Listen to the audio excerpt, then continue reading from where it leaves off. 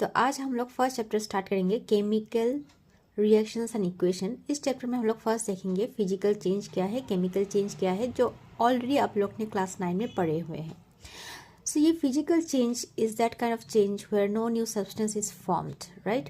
The composition of the substance remains same before and after. As for example, आप एक cucumber ले लिया, उसको आप काट दिया बारीकी से टू मेक इट सलाद, तो ये आपका क्या हो गया, एक फिजिकल चेंज हो गया, क्योंकि उसका कंपोजिशन, उसका टेस्ट है।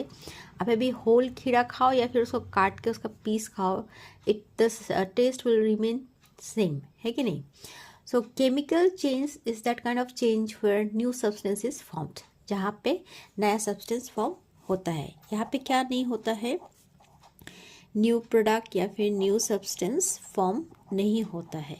और इसमें क्या होता है, न्यू सब्सटेंस फॉर्मेशन होता है। तो यहाँ पे हम लोग लिख देते हैं no new substance is formed, और यहाँ पे होगा new substance is formed.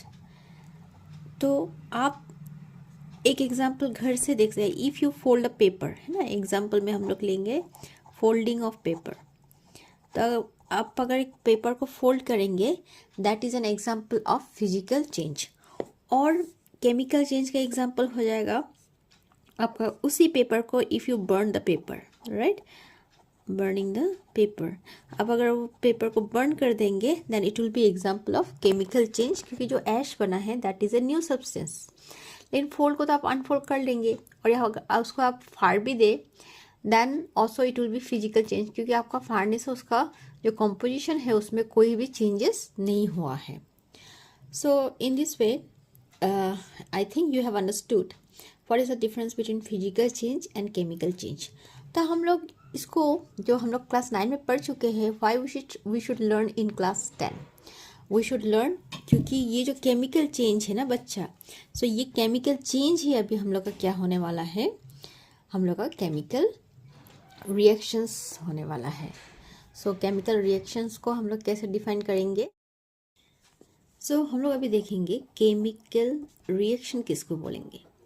So chemical reaction, it is a process of conversion of, or you can say transformation of the substances into new substances, means of the reactant into product where their properties get change, है ना। जैसे कि आप देख सकते हैं कि आप एक वाटर का मॉलिक्यूल बनाने के लिए आप हाइड्रोजन लेंगे, which is a gas, right? Oxygen लेंगे जो गैस है, फिर इसको कंबाइन करेंगे, then it will be formed water molecule, जो क्या है, एक लिक्विड है ना। सो ये वाटर मॉलिक्यूल का क्या हो गया, फॉर्मेशन हो गया। So this is a chemical change where new substance is formed, isn't it? The substances transform into new substances. So ये पहले गैस था, अभी ये क्या फॉर्मेशन हो गया, कंबाइन होकर ये एक लिक्विड हो गया। So this is an example of chemical change. आप केमिकल रिएक्शन, आप जब एग बॉईल करते हैं, एग जो आपका आप खुद ही देखते हैं जो लिक्विड फॉर्म में होता है वो एक हार्ड फॉर्म में चला जाता है। This is a kind of chemical change, और you can say there also reaction happen, that's why it become harden. तो हम लोग कोई रिएक्शन होने से हम लोग कभी हीट देना पड़ता है, कभी हीट रिलीज हो जाता है, कभी आपको गैस इवॉल्व करते हुए दिखाई देगा। So there are some changes happens in the substances, जिसको देख के ही आपको पता चल जाएगा कि केमिकल आपका रिएक्शन वहाँ पे हुआ है। सो लेट अस सी, और क्या क्या होने से आपको पता चल जाएगा दैट कि reaction has taken place. So here you can see I have written observations help us to determine whether a chemical reaction has taken place. तो क्या ऑब्जर्वेशन आप देख के पता चलेगा? First is a change in the state, उसका अगर state में चेंज हुआ, जैसे कि आपको मैंने बोला कि जब एग बॉयल होता है, before that it was liquid, फिर क्या हो जाता है, वो सॉलिड हो जाता है। इवन वाटर, ये गैसेस था, इससे क्या हो गया, ये लिक्विड हो गया, है ना। फिर चेंज इन कलर, किसी किसी में आपको क्या दिखाई देगा, there will be change in colour, इसका एग्जांपल हम लोग जरूर देखेंगे।